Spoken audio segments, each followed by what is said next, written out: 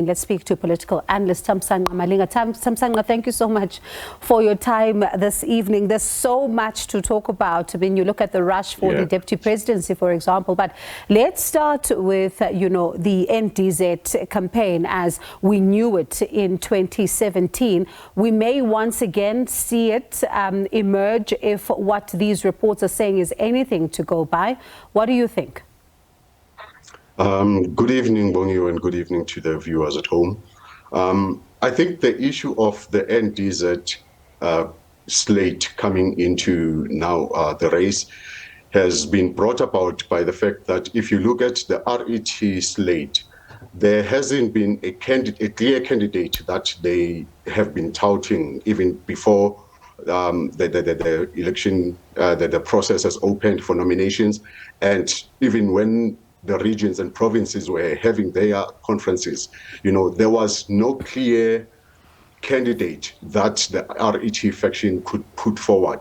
That is why you ended up hearing that there is Zweli Mkhize, the one person that they had pinned their hopes on was Ace Makashule, who now has been ruled out by the ANC's election policies. So now with no candidate, it makes sense for them to go back and say, okay, this is the one person that was able to give Ramaphosa a run for his money at Nasrec in 2017. Let us resuscitate that. And it doesn't come as a surprise as well, because if you look at what has been happening in KZN with regards to the ANC, when the regional conferences were done, all regional leaders went to Nkandla to have a meeting with the former president, Ubaba Nxamalala, to what they call seeking his guidance. And post that, we had the provincial conference. And then after that, we had the provincial leaders going again to Nkandla, doing the same thing to say they are seeking his guidance. So it now comes as no surprise that the NDZ slate has been resuscitated, because there is no one else that the RET faction could look to. So how much of a complication does this then mean for the province of KwaZulu-Natal, especially because you're looking at, we've seen in the public domain suggestions that the former health minister, Zweli Mkhize, might be looking at this particular province to back him for that and for that particular position. And now if the NDZ campaign really ensues, how much of a complication, if at all, does this mean for that province? I think it's not going to be a complication as much for the province, because they might sit and say, okay, if we want to have Dr. Nkosazana Dlamini-Zuma as president, can we therefore compromise and have Zweli Mkhize as his deputy?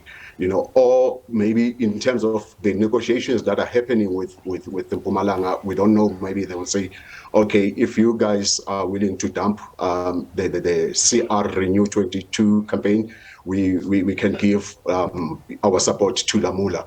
But then if you look at Mkhize's issues with the digital vibes haven't really gone away. So it will be suicidal for the province to say, let us put forward the name of Dr. Zweli Mkhize. Hence, now we're seeing that there are reports of NEC members going to Dr. Dlamini-Zuma to say, will you stand? And she says, I'm willing, if there's branches that want me to serve, I'm willing to serve. It's because that they saw that with this whole theme of the ANC, of renewal and unity, they need someone who's above reproach, for lack of a better word. And that is, the candidate will be then Nkosazana Dlamini-Zuma, who doesn't come with any recent scandals. So Zweli Mkhize's as issued digital vibes, that is not off. So if they put him forward, then they stand to actually shoot themselves in the foot. So before we move on then from this one, what are your thoughts then, where we've also seen, some reports, although there hasn't been like a confirmation and all of that around Minister Lindiwe Sisulu, because both of them would be looking to go to the Women's League to also get some kind of endorsement if they are to embark on this particular journey. How does then that unfold? Because this could also, you know, be looked at as yet another issue that could arise. Yeah, if one they're looking at getting endorsement from the Women's League, Nkosazana DlaminiZuma would come on top. Lindiwe has failed to secure support from the Women's League before, you know. I think there was a time when they say the Women's League even said, no, it's not yet time for a woman to lead the ANC. And Lindiwe Sisulu was one candidate who was standing at that time, who was saying she wants to take on the role.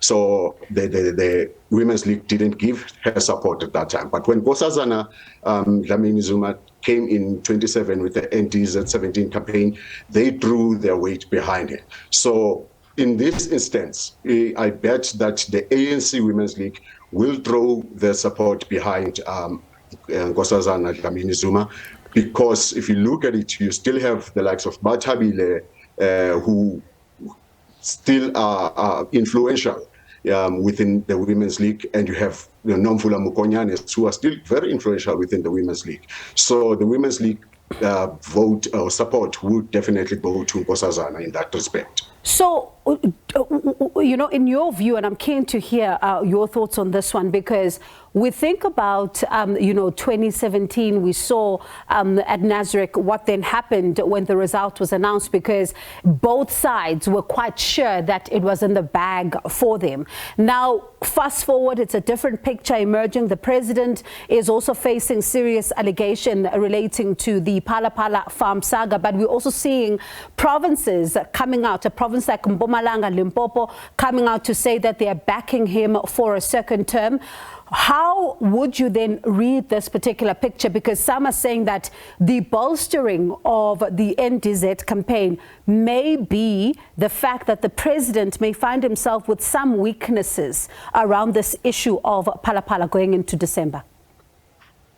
Yeah, the issue of the provinces that have come out to support the president is very tricky when he's going to sit and with his teams, with his lobbyists, and putting together their top six, because you've got now 3 provinces that are suggesting 3 different deputy presidents. So those guys who are lobbying for the CR Renew 22 will have to now navigate in terms of who are they going with as a deputy president. If, for example, they go to Limpopo and say, we are not willing to give the deputy president to Paul Mashatile, Limpopo stands a chance of crossing over to KZN and say, okay, guys, we're trading here.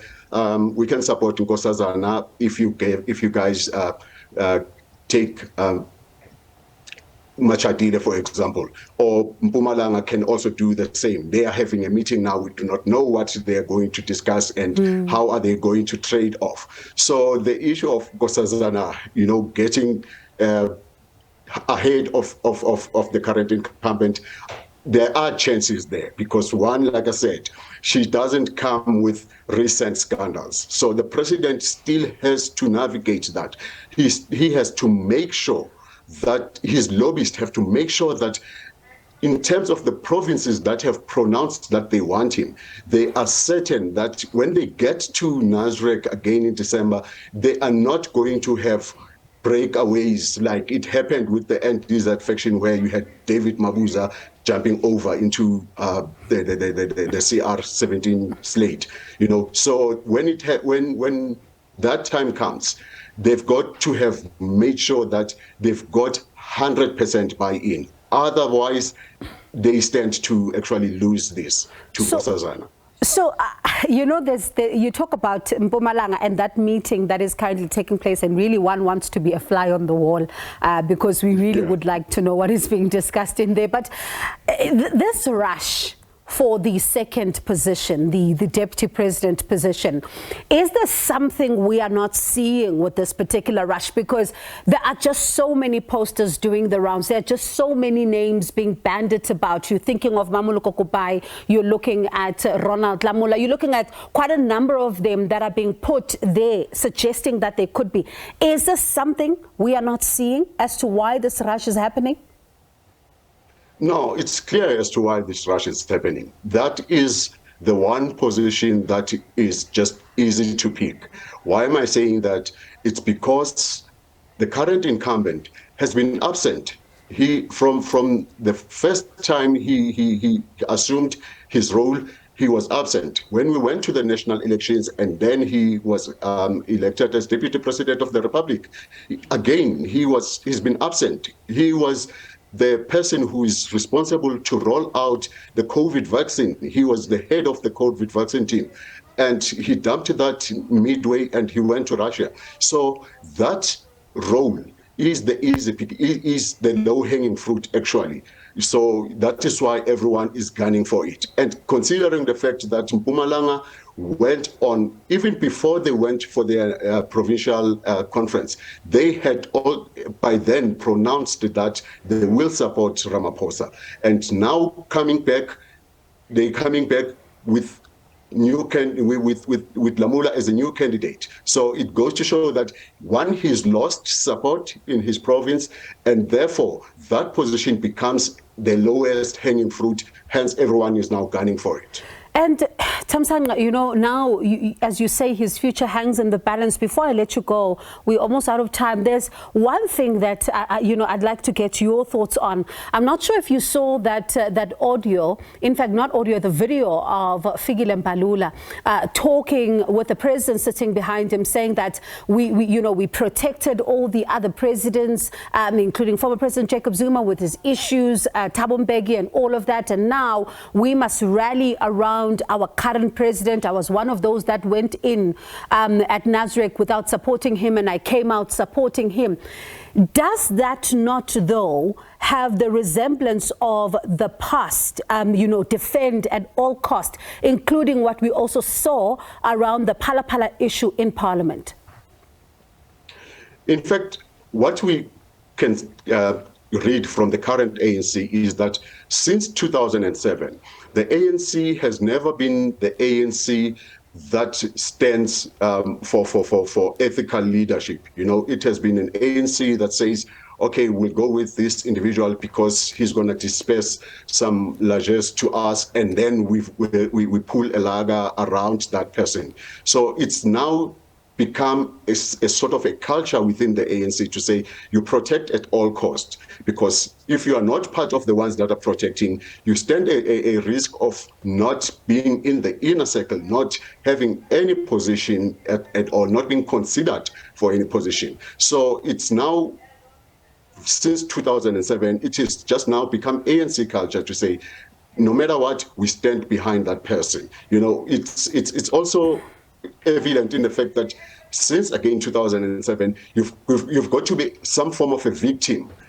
and in order for you to for the delegates that are at the conference to see you as being victimized, and therefore you are now the best option that they've got, because you are being victimized, and by being victimized it means you are standing for something that is truth, or for lack of a better word. So that is now the culture that is prevalent within the ANC. All right. So it doesn't surprise me. Thamsanqa, let's speak again, because there's going to be quite a lot for us to look into when it comes to this particular issue. Do appreciate your time this evening. That is political analyst Thamsanqa Malinga.